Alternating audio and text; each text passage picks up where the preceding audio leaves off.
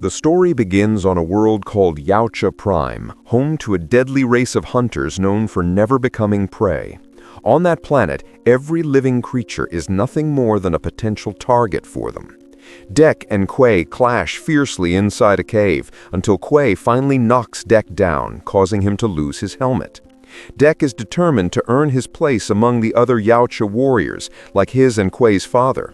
But Quay believes his brother is pushing himself too hard to prove his worth as a hunter. Quay then tells Dek about Jenna, a so-called death planet that is home to an unkillable creature known as the Kalisk. Dek believes that if he can slay the Kalisk and bring it back as a trophy, he can become a true predator. Before they can depart, their father's ship appears from the sky. The father accuses Quay of allowing Dek to live and orders him to execute his own brother as proof of loyalty to their bloodline. Their father traps Dek using advanced technology. Quay refuses to follow the command. He destroys the device, locks Dek inside the ship, and sends him away to safety. Quay then challenges his father to a deadly duel. The father, far stronger and far more experienced, uses his cloaking ability to vanish from sight and quickly overpower Quay. Dek can only watch in despair from inside the ship as his father kills his brother. Before dying, Quay manages to activate the ship's remote control and redirect it toward the planet Jenna. As the ship shoots away from the world they came from, Dek witnesses his brother's death with his own eyes and hears Quay's final message echoing in his mind.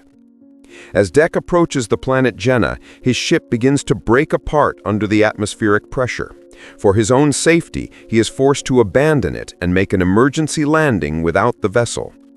Once the moment feels right, Dek commits himself to hunting the Kalisk in order to honor Quay's sacrifice. When he begins the hunt, Dek is attacked by a plant-like monster. He fights with all his strength to defeat the creature, but in the end he chooses to retreat because the monster is far too difficult to overcome. After covering his wounds with large leaves, Dek continues forward and eventually encounters Thea, a Weyland-Yutani synthetic whose legs were severed by the Kalisk. She adjusts her language so Dek can understand her and warns him about the plants that shoot paralyzing thorns. Another large creature attempts to attack Dek, and he becomes paralyzed by the plants. He manages to throw one of his weapons to Thea so she can free herself. She kills the creature and applies an antidote to Dek. Thea then explains her objective to find the Kalisk. Despite having lost her legs, she offers Dek a deal.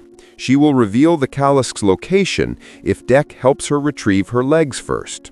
Dek refuses at first because Yautja hunters believe in hunting alone. However, he is eventually forced to accept the deal because his prey tracking device has been damaged.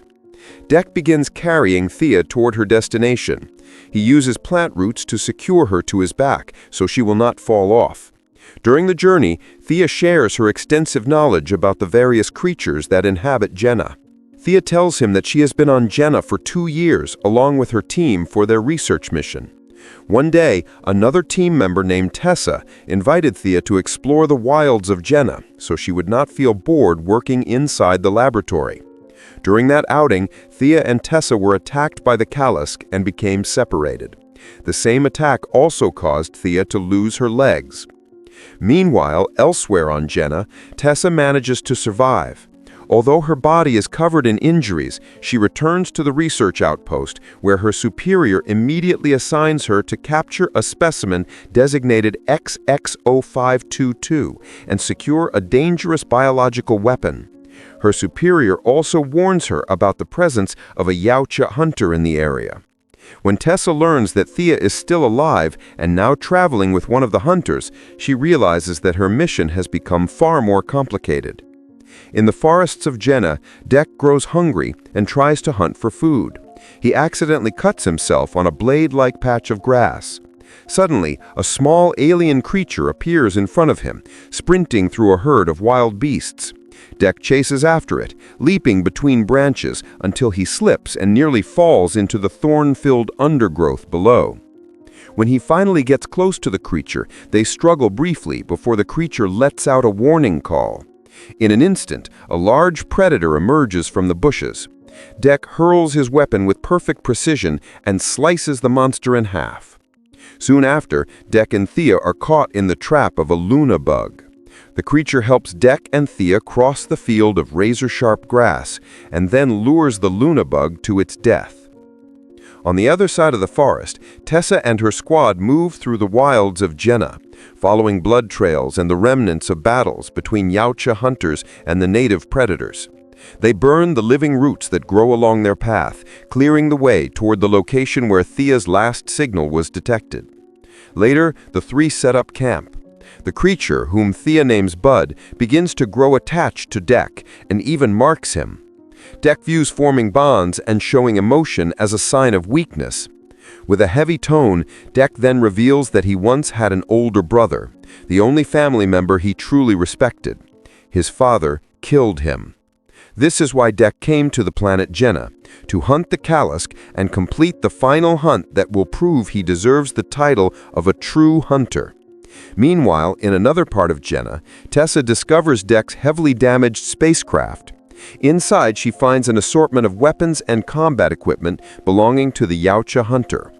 The next morning, Dek prepares to continue their journey. Thea insists that they cannot leave behind the small creature that helped them earlier. Dek refuses and says that Yautja hunters always hunt alone. He forces Thea to follow him and leaves Bud behind. They cross a valley and approach a massive waterfall, where Dek finds one of the Kalisk's fangs, a sign that the creature is close. Thea grows uneasy. Feeling guilty about abandoning Bud, she asks Dek why his father killed his brother. Dek answers coldly. His brother died protecting him, and to his father, protecting the weak brought shame to the entire clan. Now, Dek believes the only way to restore that honor is by proving himself in this hunt. Thea looks at him and speaks about an old Earth legend of wolves that protect their pack. She explains that a true leader does not kill the weak, but keeps them alive. Dek gives a faint smile and replies, "Then I will become the alpha who kills the most." They continue pushing through the hostile regions of Jenna until they reach the ruins of an old outpost filled with the remains of both humans and Yautja. Thea concludes that the Kalisk had destroyed the entire previous expedition. Among the wreckage, she finds her missing prosthetic legs and reattaches them. She thanks Dek for helping her. Then, Dek declares that this will be the day he becomes a true Yautja hunter and defeats the Kalisk. Thea warns him to leave because she has already contacted her rescue team and they are on their way. She finally admits that their real mission is to capture the Kalisk alive for research purposes. Dek becomes furious. He realizes that Thea and her team intend to steal his prey. With a threatening tone, he vows that no one will stand in the way of his victory. He activates a fuel generator he finds among the ruins and prepares for the coming battle. Moments later, the Kalisk emerges from the darkness. Its thunderous roar echoes through the forest. The brutal fight begins. Dek launches a rapid assault, slashing and firing, managing to wound the creature several times. But the Kalisk regenerates quickly and strikes back with overwhelming power, knocking Dek down and destroying Thea's mechanical legs in the process. Despite being battered and barely standing, Dek refuses to give up. He climbs the massive creature's body, severs its tail, and finally leaps onto its head to slice through its neck. But before he can catch his breath, the Kalisk returns to life, even more vicious than before. In the midst of the chaos, Tessa arrives with her team. She throws an energy freezing device that immediately immobilizes both Dek and the Kalisk, trapping them inside a field of energy. Dek regains consciousness inside a containment chamber. He sees Tessa's face and briefly mistakes her for Thea, but he quickly realizes she is someone else. Tessa reveals that the Thea he traveled with was only a replica created under her control. She then uses a scanning machine to read Dek's memories, searching for the reason he came to Jenna, but she finds nothing useful. With a cold tone, she tells him that from now on he will serve as one of their test subjects. Suddenly, the real Thea is brought back online, appearing relieved to see her sister. Tessa greets her with an icy smile and says their mother would be proud because they have captured both the Kalisk and a living Yaoja. Dek stays silent, feeling betrayed. When Tessa injects an experimental fluid into Dek's body, Thea tries to stop her, but Tessa ignores her. She continues manipulating Dek's brain, attempting to take control of his mind. In desperation, Thea shuts down the machine and shouts that this was never part of their mission. Tessa responds in a flat voice. She says their mother created emotions only so they could manipulate other beings, and tells Thea not to be fooled by them. Thea keeps defending Dek, saying he is different, but Tessa refuses to listen and orders her soldiers to lock Thea away. As one of the soldiers attempts to access Dek's restraints, the device suddenly explodes, throwing the room into chaos. Thea takes advantage of the moment to escape and yells for Dek to run. She leaps off a ledge and falls into the water below, disappearing into the darkness. Sometime later, Dek returns to his damaged ship. He treats his wounds, consumed by anger over the betrayal he has endured. When he looks into the storage compartment, he finds his brother's armor, carved with the symbol of a wolf's head. The sight reignites his determination. With only limited supplies, he forges new weapons from the natural materials of Jenna and vows to finish the hunt. Following the blood trail left by the Kalisk and by Bud, he prepares for his final battle. Inside the research facility, Thea is imprisoned in a reinforced steel chamber. Far away, Dek manages to reactivate her mechanical legs using a remote device. The sudden movement draws the guards' attention, causing a brief chaos in the security station. Dek uses the distraction to slip into the base unseen. With the silent speed and precision of a Yaoja hunter, he takes down the guards one by one. Bud, his loyal small companion, helps by diverting their attention. In the laboratory, Tessa is preparing the Kalisk for experimentation, while lying to her team that Dek is already dead.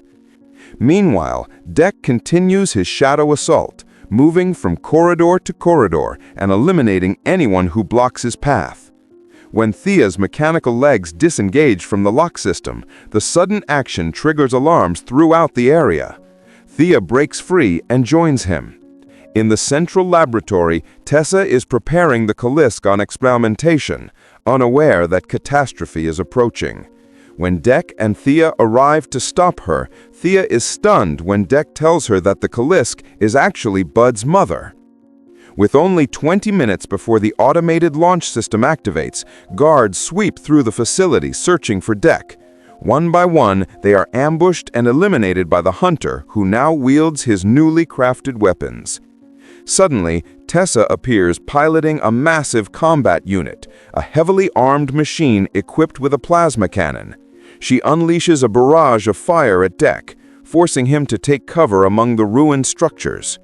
Thea attempts to hack the laboratory control system using Tessa's biometric signature, but one of the soldiers confronts her.